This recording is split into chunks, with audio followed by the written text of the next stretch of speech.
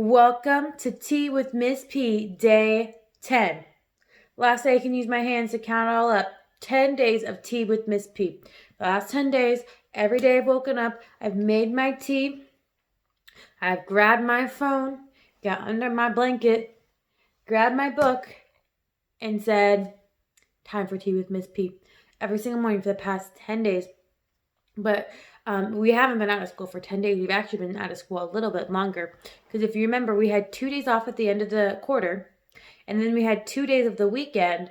So really we had 4 days off before we started social distancing with all the virus stuff going on. So it's really been 14 days since we've been out of school. And I really hope that even though we're out of school, that you guys are still doing things to keep your skills sharp. And some of the ways that you can do that is practicing your math facts, your multiplication and division facts. You can read a book. I'm glad you're here listening to me read a book every day, but you should be reading your own book too. Those are two really important things. Other things you could be doing. You could be doing eSpark. You could be doing extra math.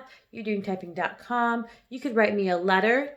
Everyone should have an envelope with my address on it and a stamp. So you guys can write me a letter anytime to practice your writing skills. And I would love to hear from you guys. I miss you guys so much. Every single day I wake up feeling just a little sad because I don't get to see you. Those are ways that we can keep practicing our school skills, that when we are able to go back and when it's safe to go back, that we aren't losing all that stuff and that we are well practiced. Yesterday, I told you I was going to make some face masks, and I did. I made out 14 of these face masks. This is a reversible face mask, so I can either choose Snoopy or I can choose the Starry Sky.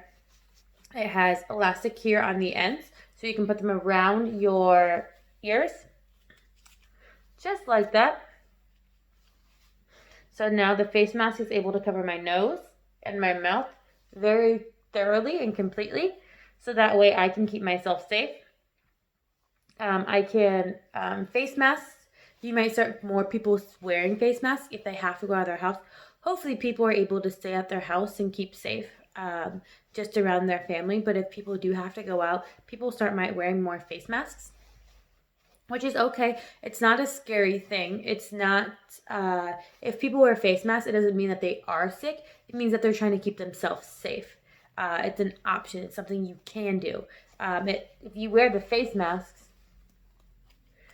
it stops all of the germs from leaving and touching other people. So, like, you can't accidentally spit on someone, your drippy nose doesn't get anywhere, and when you touch your face, because really people aren't spitting on people. That's not what we do, right? If I were to touch my face and accidentally get some germs on it, and then accidentally touch something, that's another way we can transmit germs. But the face mask, when I touch my face, I'm just touching fabric, so I'm not transmitting those germs. It's just something for people to feel safe. It also...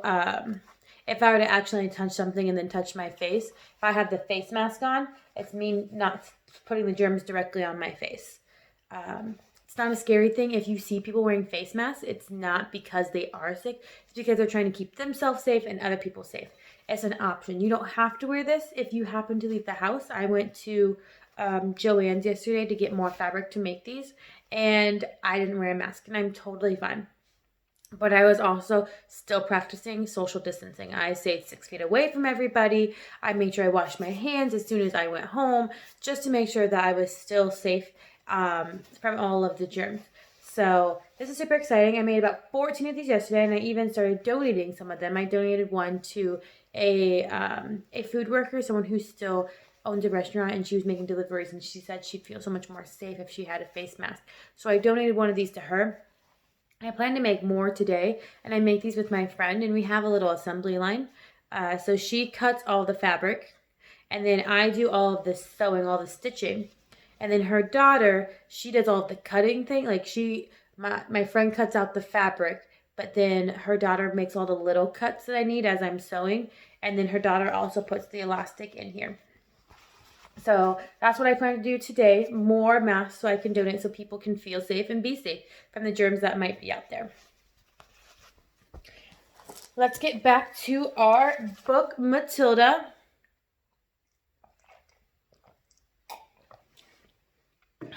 after a sip of tea. So yesterday in Matilda, we learned about Matilda's new powers. If you remember, the Trunchbull was in her classroom, and she was being super mean to a lot of kids. But then she started blaming Matilda for something that she didn't do. And Matilda was so upset and angry, but she didn't do or say anything. Well, she did something, but no one saw it because they didn't know what had happened. She was able to push over a glass with the power of her eyes. She concentrated and said, tip over, tip over. And then the glass tipped over onto the Trunchbull. And the newt that was in there got on her, and she was freaking out. After the Trunchbull left, Matilda went up to Miss Honey and said, Miss Honey, I have these powers, and I just feel like I have to tell someone. Miss Honey was a little skeptical, but she didn't say, Matilda, that's silly, go away. She said, why don't you try doing it again? And when Matilda tried doing it again, she was able to tip over the glass again with the power of her mind. She didn't touch it. She just she concentrated super hard and told the glass to tip over. And it did, twice in a row. Then Miss Honey asked her to come over to her house. So let's keep reading to see what happens at Miss Honey's house, at the cottage, which is just like a small house, usually on the countryside in England. Miss Honey's cottage. Miss Honey joined Matilda outside the school gates, and the two of them walked in silence through the village high street. They passed the grocery store with its windows full of apples and oranges, and the butcher with lumps of meat on display, and naked chickens hanging up, in the small bank, and the grocery store, and the electrical shop. And they came out of the other side of the village on the narrow country road where there are no people anymore and very few motor cars. And now that they were alone, Matilda all of a sudden became wildly animated. It seemed as though a value had burst inside her, and a great gush of energy was being released. She trotted beside Miss Honey with wild little hops, and her fingers flew as she would scatter them into four winds, and her words went off like fireworks with terrific speed. It was Miss Honey this, Miss Honey that, and Miss Honey, I do honestly feel I could move almost anything in the world, not just tip over a glass and little things like that. I feel I could topple tables and chairs. Miss Honey, even though when people are sitting in chairs, I think I could push them over. And bigger things too, much bigger things than chairs and tables. I only have to take a moment to get my eyes strong, and then I can push it. This strongness at anything, all so long as I'm staring at it hard enough, I can stare at very hard, Miss Honey. Very, very hard. And then I can feel all the happening behind my eyes, and my eyes get hot. It's just as though they're burning. I don't mind that in the least. And Miss Honey, calm yourself down, child. Calm yourself down, Miss Honey said. Let's not get ourselves too worked up so early in the proceedings. But do you think it's interesting, don't you, Miss Honey? Oh, it's interesting, all right, Miss Honey said. And it's more than interesting. But we must tread carefully from now on, Matilda. Why must we tread carefully, Miss Honey? Because we are playing with a mysterious force, my child, and we don't know anything about it. I do not think they are evil. They may be good. They may be even divine. But whatever they are, let us handle them carefully. These are wise words from a wise old bird, but Matilda was too steamed up to see it that way. I don't see why we have to be careful, she said, still hopping about. I'm trying to explain to you, Miss Honey said patiently, that we are dealing with the unknown. It is an unexplainable thing. The right word for it is a phenomenon. It is a phenomenon. I'm a phenomenon? Matilda asked. It is quite possible that you are, Miss Honey said, but I'd rather you didn't think of yourself as anything particular in this moment. What I thought we might do is explore this phenomenon a little further, just the two of us together, but make sure we take things very carefully all the time. You want me to do some more of it, Miss Honey?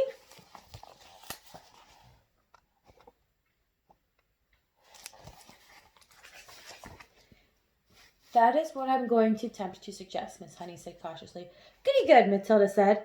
I myself, Miss Honey said, am probably far more bowed over by what you can do than you are, and I'm trying to find a reasonable explanation. Such as what? Matilda asked. Such as whether or not it's something to do with the fact that you are quite exceptional. What does that mean? Matilda said. Well, you are an exceptional, precocious. Precocious? Yes, a precocious child, Miss Honey said, is one that shows amazing intelligence early on. An unbelievable precocious child. Am I really? Matilda asked. Of course you are. You must be aware of that. Look at your reading. Look at your mathematics. I suppose you're right, Matilda said. Miss Honey marveled at the child's lack of conceit and self-consciousness. I can't help but wondering, she said, whether this sudden ability that has come to you of being able to move an object without touching it, whether it might have something to do with your brain power. You mean there might not be room in my head for all those brains or something I had to push it out?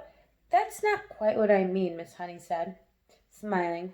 But whatever happens, and I say it again, we must tread carefully from now on. I have not forgotten that strange and distinct glimmer in your face after you tipped over the glass. Do you think it could actually hurt me? Is that what you're thinking, Miss Honey? It made you feel pretty peculiar, didn't it? It made me feel lovely, Miss Matilda said. For a moment or two I was flying past the stars on silver wings. I told you that, and I should tell you something else, Miss Honey. It was easier the second time, much, much easier. It's like anything else. The more you practice, the easier it gets. Miss Honey was walking slowly so that the small child could keep up with her trotting too fast, and she was very peaceful out there on the narrow road on the village that was behind them. It was one of those golden autumn afternoons, and there were blackberries and spotches of old men's beards in the hedges, and the hawthorn berries were ripening scarlet for the birds, and the cold winters came along. There were tall trees here and there on either side, oak and sycamore and ash, and occasionally a sweet chestnut. Miss Honey, wishing to change the subject for a moment, gave the names of all of these to Matilda, and taught her how to recognize them by the shape of their leaves and the patterns of the bark and the trunks. Matilda took all this in and stored the knowledge away carefully in her mind. They came finally to a gap in the hedge of the left-hand side on the road, and there was a 5-barred gate. This way, Miss Honey said, and she opened the gate and led Matilda through and closed it again. Now they were walking on a narrow lane that had no more than a rutted cart track. There was a hedge of hazel on either side, and you could see clusters of ripe brown in their green jackets. The squirrels had been will be collecting them very soon, Miss Honey said, and storing them away carefully for the bleak months ahead. You mean you live down here? Matilda asked. I do, Miss Honey replied, but she said no more. Matilda had never once stopped to think about where Miss Honey might be living. She had always regarded herself purely as a teacher, a person who turned up out of nowhere and taught at school and then went away again. Do any of us children, she wondered, ever stop to ask ourselves where our teachers go when the school day is over? Do we wonder if they live alone, or if there's a mother or a sister or a husband at home? Do you live all by yourself, Miss Honey? She asked. Yes, Miss Honey said, very much so. They were walking over the deep sun-baked mud tracks in the lane, and you could watch where to put your feet, but if you didn't want to twist your ankle. There were a few small birds around the hazel branches, but that was all. It's just a farm laborer's cottage, Miss Honey said. You mustn't expect too much of it. We're nearly there. They came to a small green gate half buried in the hedge on the right, and almost hidden by the overhanging hazel branches. Miss Honey paused, with one hand on the gate, and said, There it is. That's where I live. Matilda saw a narrow dirt path leading to a tiny red brick cottage. The cottage, it was so small it looked more like a dollhouse than a human's dwelling.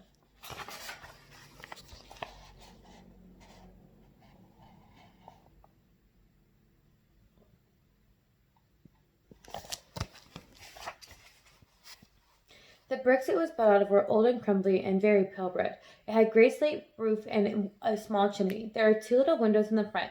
Each window was no larger than a sheet of tabloid newspaper, and there was clearly no upstairs to the place. On either side of the path there was wilderness that nestled and black thorns and long brown grass. An enormous oak tree stood overshadowing the cottage. Its massive spreading branches seemed to be enfolding and embracing the tiny building, and perhaps hiding it as well from the rest of the world. Miss Honey, with one hand on the gate, which had not yet been opened, turned to Matilda and said, A poet called Dylan Thomas once wrote some lines, and I think of this every time I walk on the path. Matilda waited, and Miss Honey, in a rather wonderfully slow voice, began to recite the poem. Never and never, my girl riding far and near, in the land of the Hearthstone tales, and spelled sleep. Fear or believe that the wolf in the sheep white hood, looping and bleeding, though roughly and blithely, shall leap, my dear, out of the lair in the flock leaves in the dew-dipped year, to eat your heart in the rosy woods. There was a moment of silence, and Matilda, who had never heard such great romantic poetry, spoke out loud and was profoundly moved. It's like music, she whispered. There's Miss Honey's house. It is music, Miss Honey said, and then, as though embarrassed of having to reveal such a secret part of herself, she quickly pushed open the gate and walked up the path. Matilda hung back. She was a bit frightened by this place now. It seemed so unreal and remote and fantastic, and so totally away from this earth. It was like an illustration in a Grimm or Hans Andersen. It was a house where the poor woodcutter lived with Hansel and Gretel, where Red Hood grandmother lived, and it was also the house of the 7 dwarfs and the 3 bears and all the rest of them. It was straight out of a fairy tale. Come along, my dear, Miss Honey said, calling back. Matilda followed her up the path. The front door was covered with flaky green paint, and there was no keyhole. Miss Honey simply lifted the latch and pushed open the door and went in. Although she was not a very tall woman, she had to stoop low to get through the doorstep. Matilda went in after her and found herself in what seemed to be a dark, narrow tunnel. You can come through the kitchen and help me make tea, Miss Honey said, and she led the way along the tunnel into the kitchen. That is, if you could call it a kitchen. It was not much bigger than a good-sized clothes cupboard, where there is a small window in the back wall with a sink under the window, but there are no taps over the sink. Against another wall there is a shelf, presumably for preparing food, and there is a single cupboard above the shelf. On the shelf itself stood a stove, a saucepan, and a half-full bottle of milk. A primus is a little camping stove that you fill with paraffin, and you light it at the top. And when you pump it, you get pressure for the flame. You can get me some water while I light the primus, Miss Honey said. That is well out of the way. Take the bucket here and go find the rope in the well. You just hook the bucket to the end of the rope and lower it down. But don't fall in yourself. Matilda was more bemused now than ever. Took the bucket and carried it to the back garden. There's Miss Honey's little kitchen. And she just asked Matilda to go get water from the well. The well had a little wooden roof over it, and it was a simple winding device, and there was a rope dangling in the dark bottomless hole. Matilda pulled up the rope and hooked the handle of the bucket on the end of it. Then she lowered it down until she heard a splash, and the rope went slack. She pulled it again, and lo and behold, there was a bucket of water. Is it enough? She asked, carrying it. Just about, Miss Honey said. I don't suppose you've ever done that before.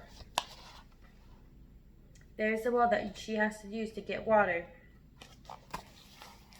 Never, Matilda said. It's fun. How do you get enough water for your bath?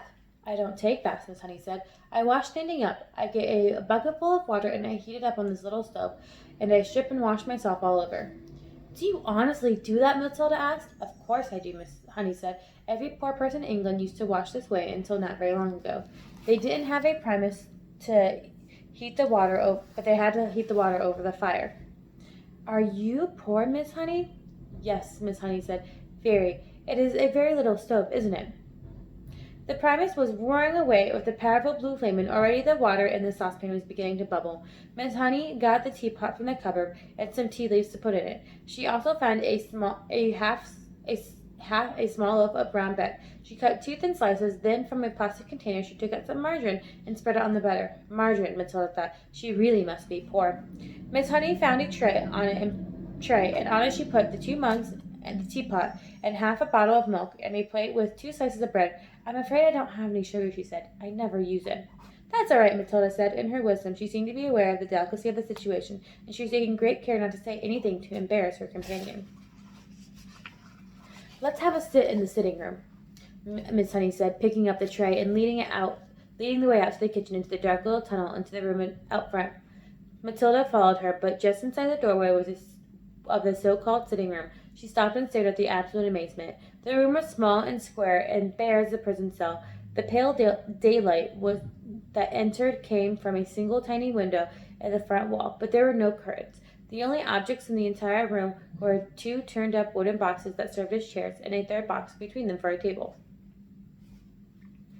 That was all. There were no pictures on the wall, no carpet on the floor, only rough, unpolished wood planks, and there were no gaps between the planks where dust and bits were gathered. The ceiling was low, that even with a jump, Matilda could nearly touch it with her fingertips. The walls were white, but with a whiteness that didn't look like paint. Matilda rubbed her palm against it, and white powder came off on her skin. It was whitewashed, cheap stuff that is used in cowsheds and stables and hen houses. Matilda was appalled. Really was this where this neat, tiny, trimly dressed schoolteacher lived? Was this where where she had to come back after a long day work? It was unbelievable. And what was the reason for it? Was there something very strange going on here? Surely. Miss Honey put the tray on the upturned boxes. Sit down, my dear, sit down, she said. We'll have a nice cup of hot tea. Help yourself to bread. Both slices are for you. I never eat anything when I get home. I have a good old tuck-in at the school lunch that keeps me going until the next morning. Matilda perched herself carefully on the upturned boxes, and more out of politeness more than anything else, she took a slice of bread and margarine and started to eat it. At home, she would have been buttering toast and strawberry jam and probably a piece of sponge cake to round it off. And yet this is somehow far more fun. There is a mystery here in her house, a great mystery. There is no doubt about it, and Matilda was longing to find out what it was.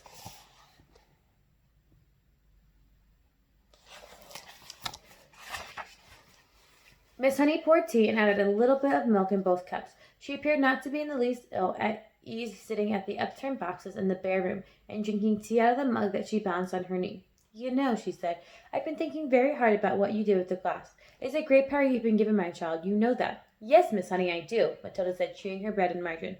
As far as I know, Miss Honey went on, nobody else in the history of the world has been able to compel an object to move without touching it or blowing it up or using any outside help at all.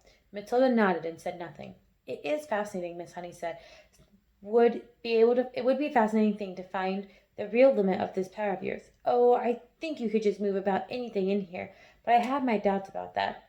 I would love to try something really huge, Matilda said. What about distance? Miss Honey asked. Would you always have to be close to the thing you were pushing? I simply don't know, Matilda said, but it would be fun to find out. All right, that's where I'm going to stop today. That was a super long chapter about Miss Honey. I want you to think about Miss Honey. We thought about Miss Trunchbull. We thought about, is Miss Trunchbull a kind person? Is she someone I want to be friends with? And I said that Miss Trunchbull is not someone I would want to be friends with because she's very mean to children. Now I want to ask that same question about Miss Honey. Is Miss Honey the type of person that you would want to be friends with? I want you guys to think about that, and I'll give my answer tomorrow on Tea with Miss P. But I want you to be thinking, is Miss Honey someone that you would want to be friends with? Or is Miss Honey someone you would want to be your teacher because she's a school teacher just like I am? So I will see you guys tomorrow. I love you, and I miss you, and have a great day.